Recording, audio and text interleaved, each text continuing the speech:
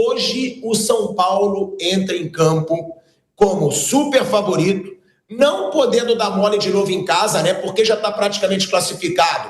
Mas a única partida da Libertadores diante da sua torcida foi ali um jogo, eu achei até ridículo você abrir 2-0 contra o Alianza Lima e depois sofrer um empate, mas hoje é um São Paulo que deve colocar mais de 40, 50 mil pessoas dentro do Morumbi e que tem tudo para se classificar, né, Bruno? Agora, tem uma situação preocupante.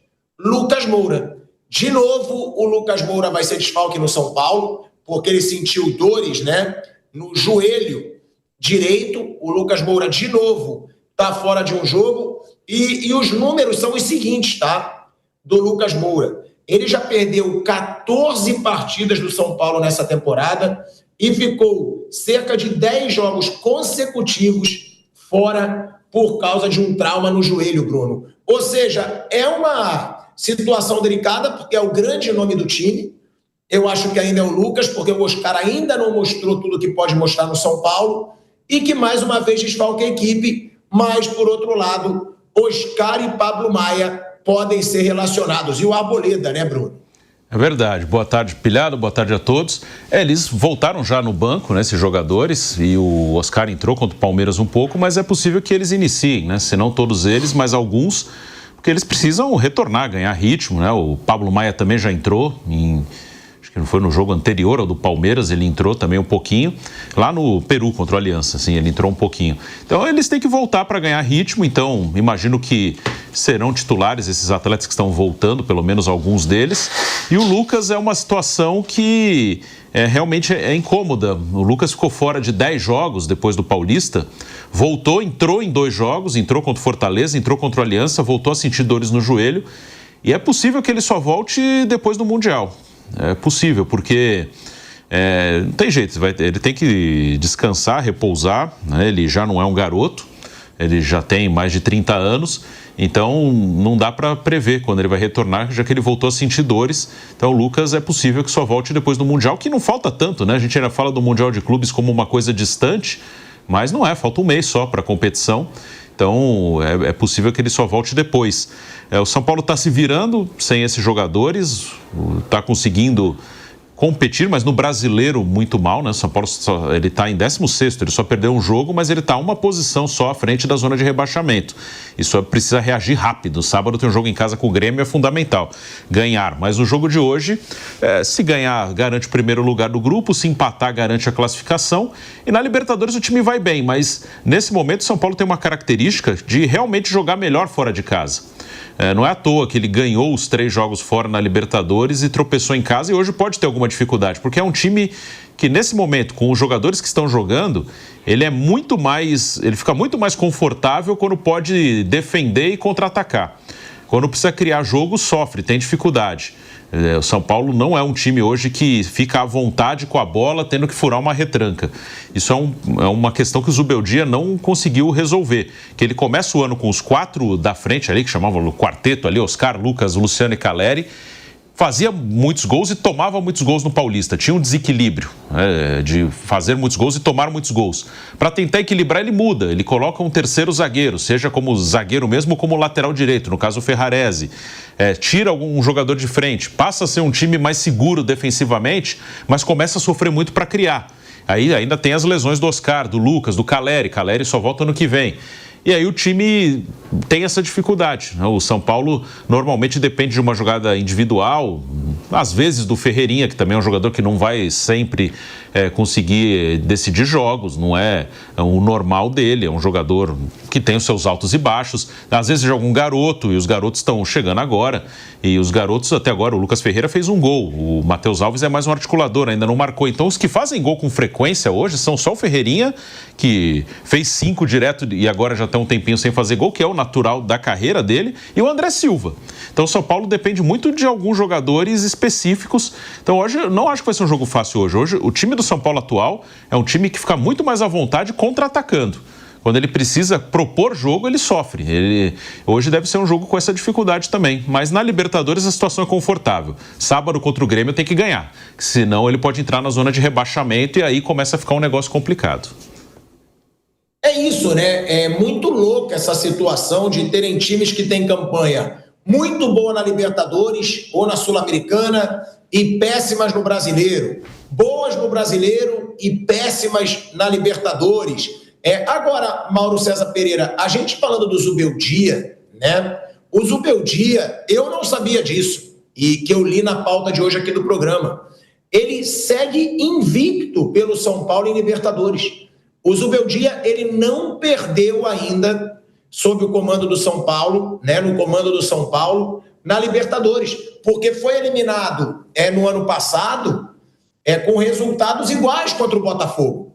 Né? E o São Paulo com o Zubeldia na Libertadores, ele tem, somando a edição passada e a edição desse ano, 12 jogos com 7 vitórias e 5 empates. 17 gols marcados e só 4 gols sofridos. A sequência de invencibilidade é a maior de um treinador do São Paulo na história da Libertadores, Mauro. Eu não tinha ideia desse número do Zubeldia e realmente é um bom fator, né? Você ter um treinador invicto, já acabando a fase de grupos na sua segunda Libertadores pelo clube, Mauro. É um bom trabalho do Zubeldia, por enquanto, no São Paulo, ou não? Porque no Brasileiro tá mal. Na Libertadores do ano passado, por pouco não passa para a semifinal contra o campeão Botafogo, mas também não foi tão bem no Brasileiro, né? Foi uma campanha média. Mas pelo que se vê do elenco do São Paulo, eu acho, né, Mauro, um trabalho bom, não digo maravilhoso, mas um bom trabalho do Zubeldia. Eu acho que não dá para fazer muito mais do que isso, não. O trabalho dele é bom, já falamos aqui sobre isso inúmeras vezes. Na Libertadores está bem tranquilo, tem tudo para ser primeiro da chave, classificado. Não tenho que falar muito do Zubeldia, não. Domingo, acho que ele poderia ter tido um pouco mais de apetite, um pouco mais de ousadia. O Palmeiras não fez um bom jogo e eu acho que o São Paulo, em alguns momentos da partida, poderia ter sido um pouquinho mais ousado, sabe? Desejar um pouco mais a vitória. Ia correr algum risco, sim, mas acabou perdendo do mesmo jeito, né? Acho que faltou um pouquinho, mas isso não invalida o trabalho que ele faz, não. O trabalho dele é bom. São Paulo tinha um quarteto no começo da temporada, não tem mais, né? 3 machucados do quarteto, 1 virou reserva. Então, a realidade é que São Paulo tem um elenco razoável, um time principal completo até bom, mas que não está à disposição. O Pablo Maia ficou machucado também. Eu acho que é um trabalho bom. Não tem muito o que acrescentar, não. Um bom trabalho do Luiz Zubeldia. Não é ele o problema do São Paulo, não. O problema do São Paulo é falta de grana, né? Dívida. E isso não se resolve em pouco tempo. Não, e o problema também, né, que o Mauro lembrou bem, são as lesões, porque o Zubeldia, o velho Vamp, ele faz uma boa campanha, né, na Libertadores. No Brasileiro vai mal? Vai, mas é um começo, que eu acho que o São Paulo já sobe nessa tabela. Inclusive é favorito contra o Grêmio em casa, no próximo jogo que vai ter pelo Campeonato Brasileiro. Agora, se a gente for falar desse trabalho do Zubeldia, Vamp, inclusive dessa invencibilidade em Libertadores, eu acho que ganha ainda mais respeito com o que o Mauro lembrou. Vamos lá, Caleri, um dos principais jogadores, fora. Lucas Moura, a gente acabou de falar os números aqui, mais fora do que dentro de campo na temporada. Lucas Moura já perdeu 14 jogos pelo São Paulo nessa temporada. Oscar, também, mais fora do que dentro de campo na temporada. Ou seja, os principais jogadores do São Paulo, porque hoje a gente diz que o Ferreirinha é um dos principais, mas porque ele segurou a bronca quando esses estão fora. Agora, você vê, o cara consegue estar praticamente classificado na Libertadores, vencendo 3 jogos fora de casa, sem seus principais jogadores, Vamp. É raro ele contar. Caleri, ele não conta mais até o fim da temporada. Lucas Moura, constantemente lesionado. E o Oscar, a mesma coisa. Então, né, Tico? Boa tarde, Mauro, Bruno. Boa tarde, Tico. Boa tarde a todos. Ontem eu tive uma informação que o problema do Lucas é muito sério, viu? Beirou a rompimento de cruzado. Por pouco não tem isso. Quer dizer, a pessoa já perdeu o Caleri para a temporada toda. Perdeu o Lucas. O Oscar oscila aí. Bons momentos, maus momentos, com muitas lesões. E aí enfraquece um plantel que já não é tão grande, né? São vários jogadores e o Zubeldia utiliza muitos jogadores da base, dando oportunidade. Não vive um grande momento financeiramente. A torcida, terceira torcida do país que vai em todos os jogos aí, adora a Libertadores, vai lá para ver o time, mas aí acaba que seus principais jogadores estão lesionados. Então vem a pressão sobre o Zubeldia, achando que ele pode fazer coisas melhores. Como você falou, está invicto aí na Libertadores, no Campeonato Brasileiro. Como o Bruno falou, tá ali a uma colocação da zona de rebaixamento, né? Jogo difícil, calendário longo, sem o plantel todo completo, seus principais jogadores lesionados. Está se virando com o que pode, a cobrança por resultado. Dentro da Libertadores, tranquilo, está classificado. Copa do Brasil também não vejo problema nenhum. E o negócio é o Campeonato Nacional, que está ali embaixo, com 9 pontos, está tudo muito achatado, tudo muito próximo, né, de zona de rebaixamento. E quando o torcedor vai, a gente cobra, a gente quer saber de resultados, né? Então, quando tem um jogo que não joga bem ou perde, vem as cobranças. Hoje eu acho que é um jogo mais tranquilo contra o Libertad, conseguiu uma vitória importante no jogo de ida, né? Hoje, você falou aí, mais de 40 mil ingressos vendidos. Está ali atrás do Palmeiras com a segunda melhor campanha, né? Seu rival tem a melhor campanha até o momento. E o São Paulo ali dentro da Libertadores, com todo esse problema, vai ter um equilíbrio de classificação para a próxima fase. Ainda falando sobre o São Paulo, o Bruno Prado, essa lesão do Lucas, né? Porque o Vamp traz a informação aqui que a lesão passou muito perto de ser seríssima. É até uma informação que o Vamp traz, que alguma fonte falou para ele ontem sobre essa lesão do Lucas Moura. Agora, Bruno, é uma situação muito complicada do Zubeldia, né? Porque, claro, sempre o treinador é cobrado, sempre o treinador é o mais pressionado. Até pouco tempo, muitos nas redes sociais e até na torcida do São Paulo pediam a saída do Zubeldia porque o Dorival estava livre no mercado. Agora, a gente tem que chamar atenção para esses fatores, né, Bruno? O cara não tem simplesmente os seus 3 principais jogadores desde o começo da temporada. O Caleri está fora até o fim do ano, por causa de uma lesão séria no joelho. O Lucas Moura, o Vamp disse agora que passou perto de uma ruptura de ligamento, e eu já trouxe os dados, ó, o Lucas já perdeu 14 jogos no São Paulo nessa temporada, e o Oscar, que também é outra pergunta que eu quero te fazer, Bruno.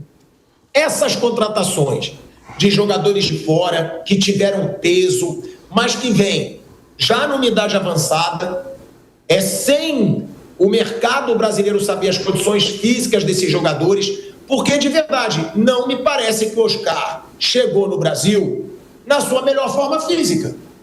Está sempre no departamento médico.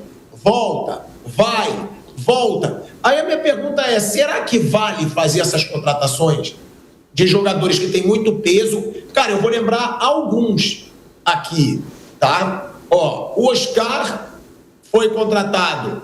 Agora, claro que é cedo para falar dele, mas fica muito, né, no departamento médico.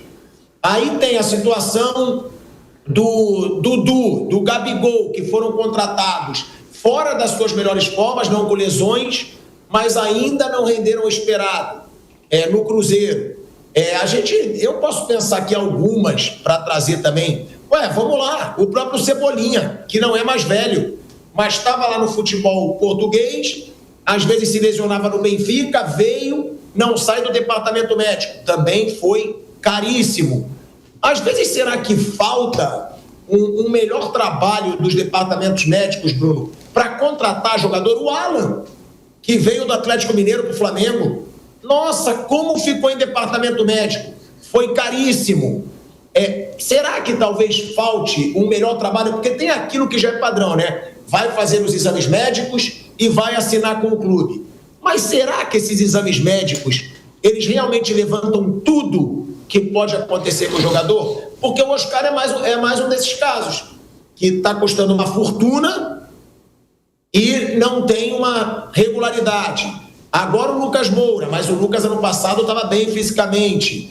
Tem isso, Bruno. E o que falar desses desfalques do Zubeldia? É muito difícil você tocar um time numa Libertadores e num Brasileiro sem ter seus principais jogadores. Dos jogadores mais velhos que machucam, é uma coisa que vai acontecer.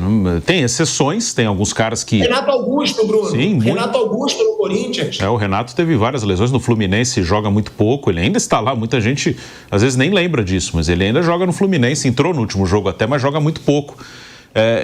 Os caras vão ficando mais velhos, a maioria, e não tem jeito, o cara ele fica mais frágil fisicamente, ele aumenta a chance dele ter lesão.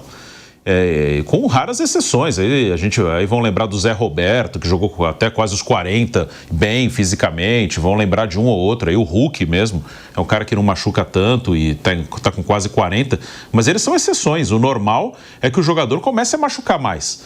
E aí o problema, acho que é a última parte do que você falou, trazem pagando fortunas. Hoje o futebol brasileiro paga melhor do que pagava há alguns anos, ok. Mas o Oscar, ele ficou os últimos 8 anos da carreira dele na China. E quando ele foi para a China, e o contrato dele terminou agora, então ele tinha um contrato lá vigente, a China estava pagando muito alto, o futebol chinês estava pagando muito alto. O Oscar tinha um dos maiores salários do mundo. E mesmo um cara que vem da Europa, o Oscar jogou no Chelsea, mesmo se tivesse vindo direto da Europa para o Brasil, a partir do momento que o cara volta, ele já está num momento de queda na carreira. Só que aí paga um salário como se o cara estivesse em alta. Isso é muito maluco. Então, o Oscar, você estava na China, vai voltar para o Brasil? É claro que ele não ganha no São Paulo que ele ganhava na China. Mas tem uma condição, ainda mais para um clube que está com um problema financeiro sério, que é o São Paulo.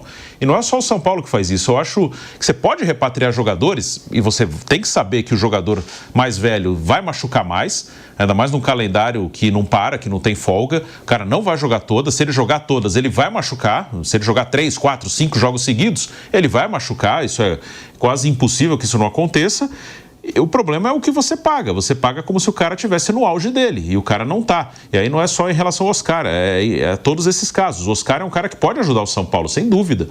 Principalmente numa reta final, o São Paulo for avançando na Libertadores, num jogo importante ali de mata-mata, o Oscar bem é um cara que pode decidir jogo para o São Paulo. Então, eu não sou contra a contratação dele. Mas, no geral, essa coisa de você pagar um salário como se o cara ainda estivesse no auge da carreira. E ele não está.